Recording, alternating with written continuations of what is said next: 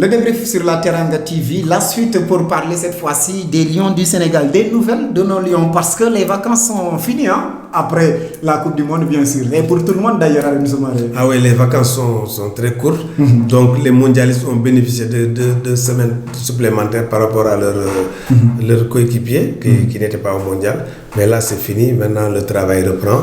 Parce qu'en fait, comme vous le savez, le foot maintenant c'est un boulot. Même quand vous travaillez dans une entreprise, vous avez 1 mois de vacances. Ensuite, après, vous reprenez le boulot. C'est dans cette lancée-là que les joueurs ont repris. Et les Lions qui ont repris le chemin des entraînements, qui ont retrouvé, disons, leur club, avec des nouvelles surprenantes, notamment pour Sadio Mané, agréablement d'ailleurs. Parce que désormais, il va floquer le numéro 10 derrière son dos avec donc le maillot des Reds. C'est déjà quelle, disons, influence ou quel aspect sportif justement attendre de ce changement de statut? Parce que le numéro 10, aussi bien en Afrique qu'en Europe, ça veut dire ce que ça veut dire. Oui, le numéro 10 en général, c'est en général le meilleur joueur d'une équipe qui porte le numéro 10. C'est-à-dire le meneur, sauf le cas leader d'exception. Sauf cas d'exception, mais en général, dans le temps c'était ça, quoi. Les gens étaient numérotés de 1 à 11. Donc le numéro 10 c'était le patron de l'équipe, à l'instar d'un Pelé, d'un Maradona, etc., d'un Platini et plus tard d'un Zidane. Donc voilà, Sadio Mané, ça prouve qu'il a franchi un palier, en tout cas au niveau de Liverpool, où maintenant il est bien coté en bourse. Et Jürgen Klopp va en faire certainement le leader technique de cette équipe-là, parce qu'on a vu que l'année dernière, il y avait Salah qui avait quand même vraiment crevé l'écran, mais Sadio Mané doit pouvoir aussi être au même niveau que Salah pour permettre à Liverpool quand même de gagner enfin la première ligue qu'il fuit depuis très longtemps. Depuis très longtemps. En tout cas, avec ce numéro 10 au dos, parce qu'il va quitter le dossard numéro 19, déjà, que vaut cette distinction, que vaut cette attribution devant Salah ou pour l'équipe nationale aussi? Parce que nous allons vers une année fatidique. Voilà, parce qu'en fait, ce numéro 10 là, parce que Salah, lui, en général, quand il joue avec le numéro 11. Partout, même en sélection. Donc lui, il a un numéro de prédilection qui est le numéro 11. Parce qu'en fait, Salah, c'est un ailier gauche peut-être un peu replié vers l'organisation. Mais en fait, son poste type, c'est ailier. Par contre, Sadio Mané peut être un peu organisateur sur les bords. Ce n'est pas un attaquant type, ni un meneur de jeu type. C'est un 9,5 si on peut l'appeler ainsi. Donc ce numéro 10 là va lui permettre quand même de gravir un échelon, tant sur le plan personnel et même sur le plan du groupe, pour montrer que le groupe maintenant, via ce monsieur-là, est prédestiné à tenir les baguettes, les rênes de l'équipe, pour les pousser vers les lendemains meilleurs. En tout cas, pour Sadio Mané, il aura l'insigne honneur en tout cas de succéder à d'autres joueurs emblématiques, notamment de Liverpool. On peut citer Joe Cole, notamment Michael Owen, qui ont tous porté ce numéro 10 de Liverpool, qui n'est pas donné à n'importe qui. La preuve, ça a été vacant depuis le départ de Coutinho en janvier dernier pour le FC Barcelone. Donc c'est un numéro qui était là, vacant, donc il l'a pris pour montrer que quand même il a la possibilité et les mêmes aptitudes pour faire rayonner ce numéro-là. En tout cas, cela prouve donc clair que Sadio Mané va jouer encore cette saison avec les Reds de Liverpool aux côtés de Salah et Firmino. En tout cas, on va parler d'autres joueurs sénégalais. Ismaïla Sarr, dont on a beaucoup parlé en tout cas ce mardi avec la presse locale et même internationale, parce qu'il est convoité par de grosses écuries, notamment on nous parle de la Juve, on nous parle de City, entre autres. Est-ce que vous voyez Sarr quitter Rennes cette saison? En tout cas, moi, à mon avis, compte tenu de sa jeunesse et compte tenu des aléas des choix sportifs, parce qu'on a vu des choix qui se sont avérés catastrophiques par la suite. Je pense qu'il aurait gagné à jouer une saison supplémentaire avec le Stade Rennais et se bonifier davantage. On a vu que dans son jeu, il y a encore beaucoup de choses à revoir. Par contre, s'il va directement dans une grande équipe, il risque de ne pas être titulaire pendant un bon temps, et ça va desservir l'équipe nationale, et surtout on va vers une année de CAN. Donc pour une année de CAN, je pense qu'il aurait mieux fait de rester à Rennes, où sa place de titulaire serait garantie, et il va progresser, et après la CAN maintenant, aller dans un club beaucoup plus petit, parce qu'il faut le rappeler, il n'a que 20 ans, il ne faut pas essayer de brûler les arbres. Il avait l'opportunité l'année dernière de jouer au Barça. Il a refusé pour juste dire ne pas brûler les étapes. Voilà, justement. Parce qu'en fait, quand vous allez au Barça, c'est pour aller dans l'équipe B du Barça. C'est pas uniquement directement intégrer l'équipe A. On a vu beaucoup de joueurs qui sont passés par là. Et donc ça peut ralentir votre... C'est vrai que sur votre ascension, parce que c'est vrai que sur le plan prestige, vous direz toujours que j'ai joué au Barça, mais ça peut vous ralentir votre carrière. Et puis, vous savez, il a encore une bonne dizaine d'années devant lui. Je pense que faire une bonne saison, surtout en Europa League avec le Stade Rennais, ensuite jouer une bonne Coupe d'Afrique, là maintenant toutes les portes lui seront grandement ouvertes. En tout cas, déjà, Rennes a fixé le prix de son attaquant prodige entre 40 et 60 millions d'euros, soit 39 voire 40 milliards de francs CFA, juste pour dire que voilà. Ce ne sera pas aussi facile de le dénicher. Oui, mais c'est pas méchant quand on voit des centaines de millions d'euros dépensés ailleurs. Donc je pense que le Stade Rennais l'a fait. Ce sera certainement l'un des plus gros transferts du club breton. Ensuite, ça va permettre au Stade Rennais de renflouer ses caisses et d'acheter 2 ou 3 joueurs de niveau assez moyen pour pouvoir... Vous savez, des fois, en vendant un joueur, vous gagnez au change parce que vous pouvez acheter 3 joueurs pour cette somme-là et avoir quand même un effectif assez costaud pour ça.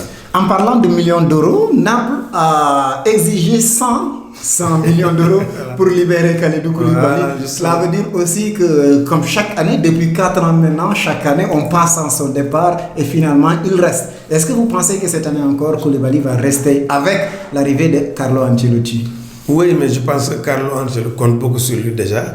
Déjà, en fixant son transfert à plus de 100 millions d'euros, ça peut ralentir les ardeurs des autres prétendants. Parce qu'en général, rarement un défenseur n'aura coûté aussi cher. Parce qu'en fait, les grands clubs, ils achètent des milieux de terrain et des attaquants à prix d'or. Mais les défenseurs, souvent, c'est...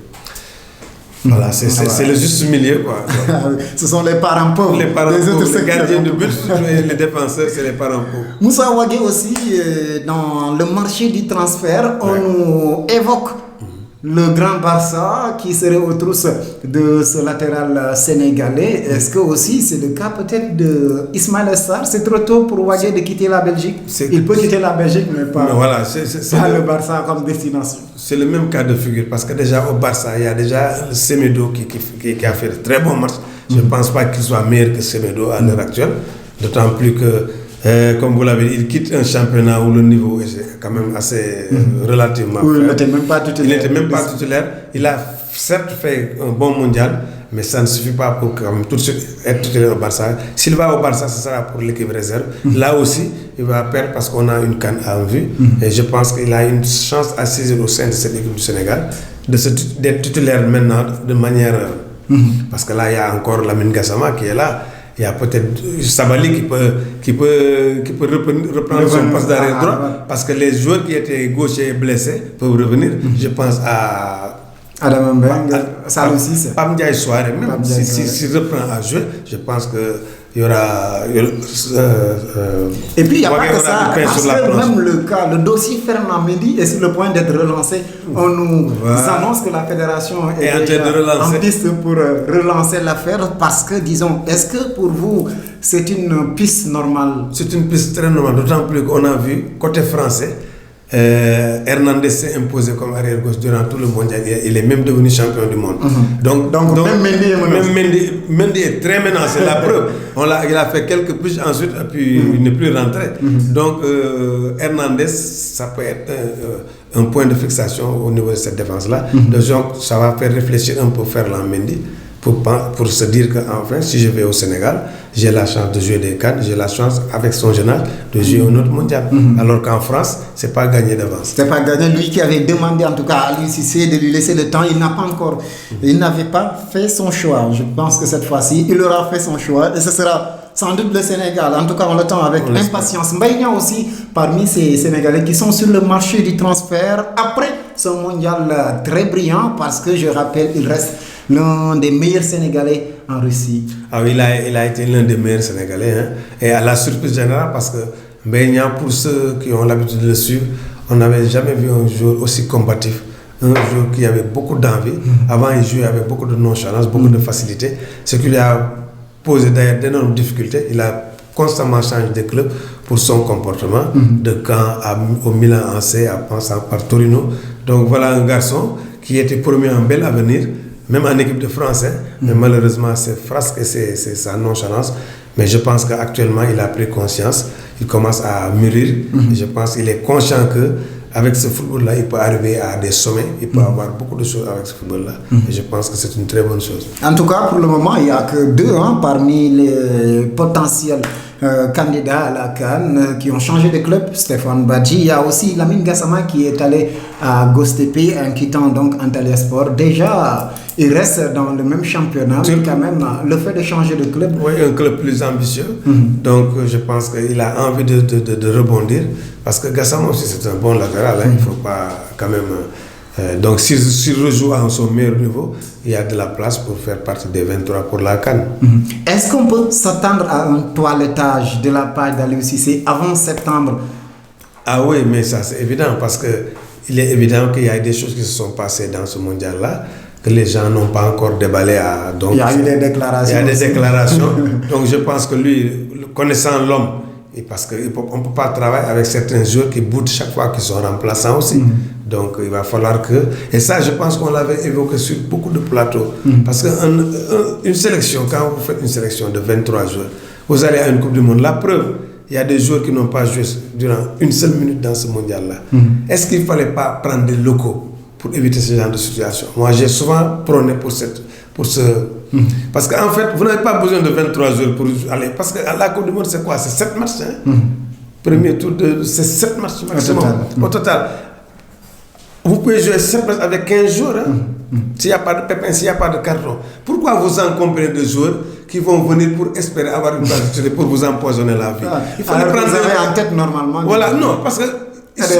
Vous savez, un joueur, quand il a envie d'aller au mondial, il peut accepter au départ, faire semblant d'accepter. Mais une fois que les 23 sont calés, une fois que vous êtes en Russie, là maintenant les égos commencent à parler.